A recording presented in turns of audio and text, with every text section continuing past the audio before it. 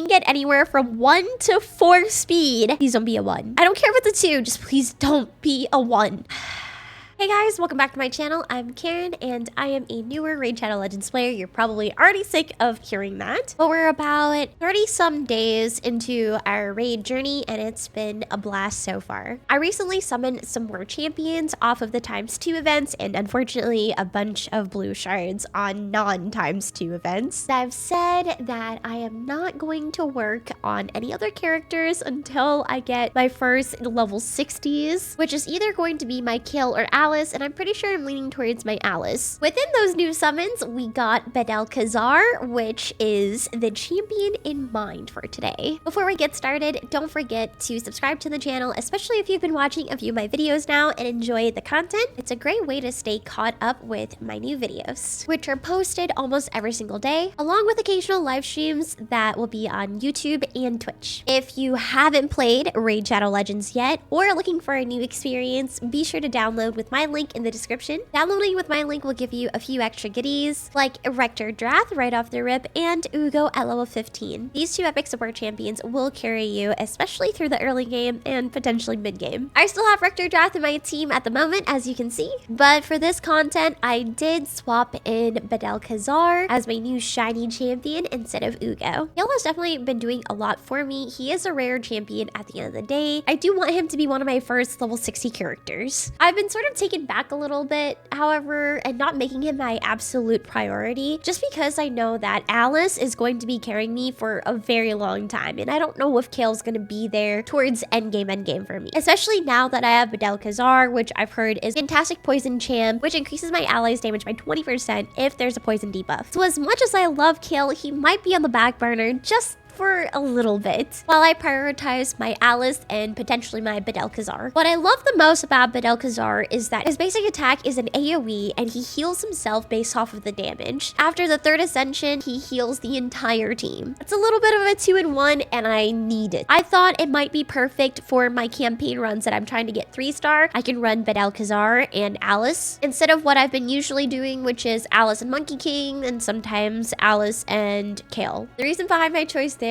is just the thought of having a little bit more sustain, and obviously some poison stacks would be nice, right? The nice consistent damage. My Alice at the moment does not have a lifesteal set. She's on the Savage and Cruel. I don't have a lot of good lifesteal sets. They have really bad substats, so I've been trying to stay away from strictly trying to build for set effects instead of substats and primary stats. We're just rolling with the punches for now. I definitely don't want to ditch Kayle entirely, because I did dump a lot of resources into leveling up Kayle, starring him up, and maxing out his skills. He's still a fantastic character. I just want to make Alice my first level 60, especially since the game gave us perfect souls for Alice. I'm not at that point yet where I can use the souls. I'm only level 39, almost level 40. I believe it unlocks at level 42, so we're on our way there. I just figured it might be a little bit better for me to invest in a character that I know I'll be using for a long time. Not to say I'm totally ditching Kayle, because I love Kayle. I've already thrown on some gear for my Bedel-Khazar, leveled it up to around 12 for each of the gear pieces, mainly focusing on accuracy and speed, although we did put a bit of defense percent on him just for a little bit more survivability. I've been trying to be on top of faction wars and using my 24 keys every single day, even if it's just stage 1, even if I haven't invested in any of those characters in the different factions. It's better for me to try to do it, especially since you don't lose your keys if you fail the stage, and just let it sit there and rot away. So for today, I think I want to max out Bedel's masteries, get him to Ascension 3, and get him a little faster if I can, with the few glyphs that I do have from Faction Wars. Of course, if I have anything that's meaningful to throw onto my Alice, I will 100% do that. But I'm more so prioritizing getting Bedel to go first, to put the poison debuff on the enemies. That way, everybody else on the team can have an increased 20% attack. Here, I was just farming up some more of these arcane potions. That way, I could do a little bit more with my ascensions. I already got my Bedel 2 ascension levels. Now I just need to do one more at least so he gets that nice little passive. That way he heals all of our allies and not just himself with his A1. Easy peasy lemon squeezy. He's already getting there. I don't really know if it's worth to use my single legendary tome on him, so I'm just gonna wait. Maybe there's another character in the future that I would rather use use my legendary tomes on. I don't have him level 50 yet. He's only 47. I'm feeling a little bit meh using the last bit of XP brews that I have to level him up to 50, just because I'm going to be using him in a lot of content and he'll just level up naturally. What's the big difference between 47 and 50 anyway? As you can see with my early game gear, I was able to bring him up to 172 accuracy with around 157 speed and about 1500 defense. Not the best, but not the worst either. I'm pretty sure this is the most accuracy that I have on any of my champions. The speed is not so great, but it's not the worst either for me, just because my fastest character is around 168, and that's my Ugo. She always goes first with all the people that I face in arena around my rank, which is silver 2. We'll get there someday though. Trust. I have been spending a lot of energy trying to get enough scrolls to get my mastery up for a lot of my characters, well, at least my main characters, which is Alice, Kayle, Wukong, Rector Drath, and Ugo. I've spent quite a bit. I barely have anything done for all those characters. It felt like around 3,000 energy. On one of my latest live streams that I did on YouTube, people were telling me that, hey, I should just go ahead and spend the 800 gems to fully mastery out a character. I thought that it was going to be a little bit cheaper considering I've already grinded for some of these scrolls, but looking at it, it still costs 800 gems for the rest of the scrolls that I need for Alice. And it feels kind of bad considering I have almost 3 lines of masteries, even though I need 3 more. Is it worth to go ahead and spend 800 gems on a character that I've already been working on to get scrolls for?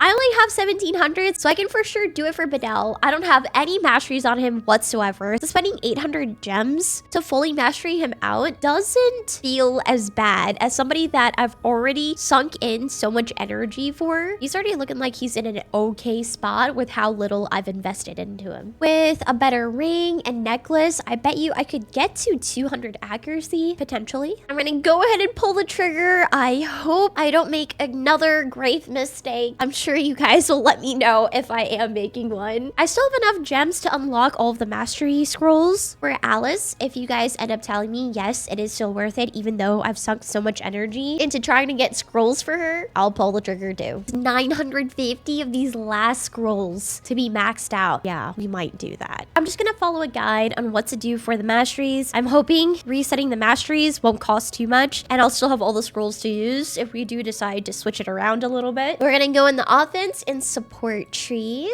Deadly precision, increasing crit rate. Grim resolve increases damage inflicted by 5% when attacking with 50% HP or less. Whirlwind of death increases speed by 6 for each enemy killed by this champion, stacks across each round in a battle up to 18 speed. Ooh. Life drinker to heal by 5% of the damage inflicted when attacking with 50% HP or less. Extra heals on top of his heals. Wrath of the Slain increases damage inflicted by 5% for each dead ally, stacks up to 10%. That might be good if I'm using him as a solo campaign grinder. If he would be strong enough eventually when I juice him up enough, is it possible to use Bedell Khazar as my solo campaign farmer, 12-3 brutal or 12-6 brutal, depending on what I want more, silver or XP, with a bunch of fodder units? Because if all those fodder units are dead, he gets an extra 10% damage. Last one in the offense tree is Kill Streak. Increases damage inflicted by 6% in arena and siege battles, and 3% in all other locations for each enemy killed by the champion in battle. Stacks across each round in a battle up to 12%. Ooh, so a lot of these offensive masteries here that we've chosen will just increase his damage overall as the rounds go on. First one in support is pinpoint accuracy, accuracy plus 10. Right now I have around 170 accuracy on it, so that brings it up to 180. Exultant Death heals the champion by 10% of their max HP the first time an enemy is killed in each round. Fantastic. Charge Focus increases accuracy by 20 when this champion has no skills on cooldown. Arcane Celerity has a 30% chance of increasing the turn meter by 10% when debuff is casted by this champion is removed or expires. Lure of Steel increases the base stats set bonuses of all artifact sets that increase base stats by 15%. Cycle of Magic Magic has a 5% chance of decreasing the cooldown of a random skill by 1 turn at the start of every turn. Masteries do so much for your champion. I'm missing out on a lot for my Alice. I might just go ahead and pull the trigger after this and get her some scrolls too. I'll probably have a much better time grinding for my 3 stars in campaign runs. Spirit Haze increases speed by 8 for each dead ally, stacks up to 24. Another perk relying on everybody else to die. Oh yeah, this is going to be a good time when we're doing solo campaign runs. Master Hexer has a 30% chance to extend the duration of any debuff cast by this champion by 1 turn. That includes poison. The last mastery to choose is the Oppressor. Increases the turn meter fill rate by 2.5% for each active debuff casted by this champion, stacks up to 10%. This champion has to be rank 6 for this mastery.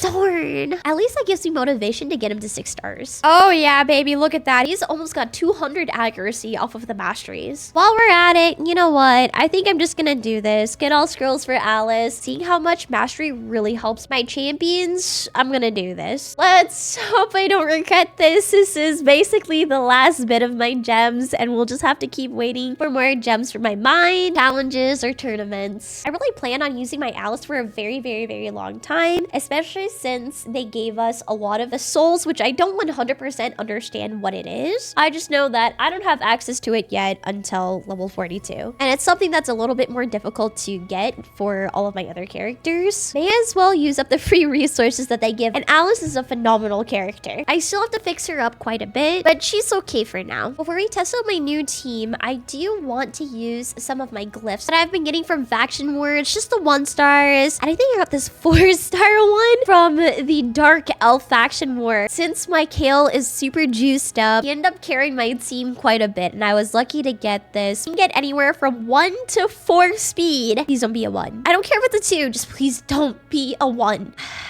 Well, I guess I can just go ahead and add in whatever accuracy I can get. +1, resistance, why not? Just because I can do it. It's looking to me like 1 is the usual thing we can expect. You can jump into a clan boss. I usually do around 1.6 to 1.7 million damage on normal for the Demon Lord. That's with my usual team, which is Alice, Wukong, Kill, Rector Drath, and Ugo. Instead of Ugo, I'm going to throw in Badel Khazar this time around, just for a little bit more consistent team-wide heals. Stacking the poison, doing a little bit more damage, boosting my allies' damage. If we can hit 2 million damage, I would be so happy. It's been a little bit 50-50 if I get the Knight's chest, the final chest on normal Demon Lord. Sometimes I hit it, sometimes I don't. I don't really know if I'm making a mistake having 2 support characters in. I've always thrown in 2 support characters for these clan bosses. They just last so long, and I figured more sustain is better than none, especially with these team-wide attacks that he does. He's just slamming rocks on my entire team's forehead, I guess spitting purple poison on them. I haven't paid attention enough to my previous runs to see what my normal runs are like besides the end damage. Usually I just hit auto run and I just let it go. We're almost surpassing the point where I normally reach when Ugo's in here and before I put masteries in and using my glyphs to upgrade my items. He's starting to do a lot more damage. My Badel Khazar put on continuous heal on all my characters, so it's looking really nice. And yeah, we're getting past boss turn count 12 here. This is where I usually die, just based off of the total damage. I'm still hoping to get around 2 mil. We're almost there, please. Rector Drath is clutching it up. Now, I forgot if Badel has a revive. I think he does. I have to double check after this run is done. I'm just so excited. We're almost there to 2 million. Oh god, he's dead now. It's right around the corner. I think we can make it, unless he gets super enraged right here. No, that's it. After I get my key refreshes, I'm pretty sure I'm gonna be able to consistently get the Knight chest on normal mode for a clan boss. No way. Are we gonna get to 2.5 mil just for those little changes? We barely did anything. All I did was switch out Ugo to my Badel. I got some masteries on 2 characters. Well, I guess that's kind of significant.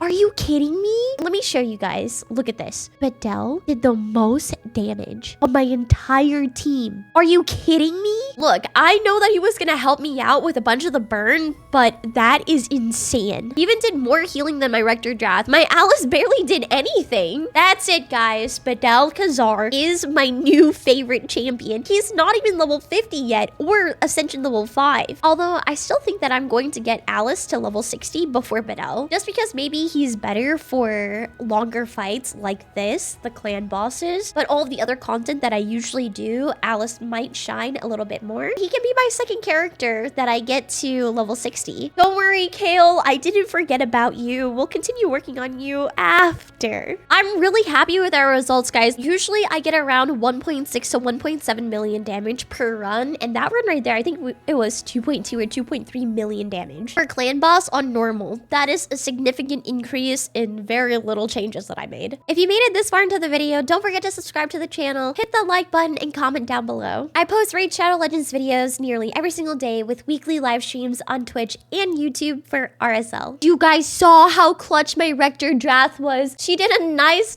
revive on my Kale during that clan boss fight. If you guys want to get yourself your own Rector Drath, be sure to download with my link in the description. As a new player or a vet that wants an alt account, Ugo will also join your team after you reach level 15 alongside with a bunch of other mats. Don't forget, if you create a brand new account, you can get Sun Wukong as your first legendary even before Alice using code Monkey King. Just remember that you have to use this code within the first 24 hours of playtime on your account. Thanks so much, guys, for watching, and I'll see you in the next video. Peace.